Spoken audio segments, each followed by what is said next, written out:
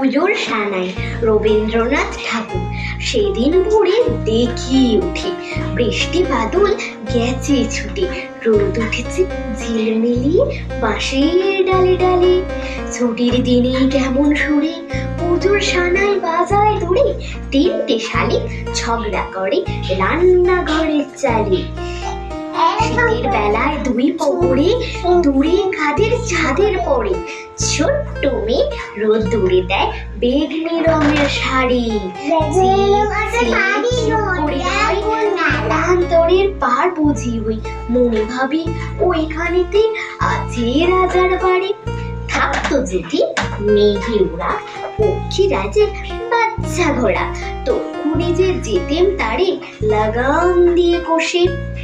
যেতে যেতে নদীর তীরে ব্যঙ্গ মা আর ব্যঙ্গ মেরে, পত্র দিয়ে নিতে মানে গাছে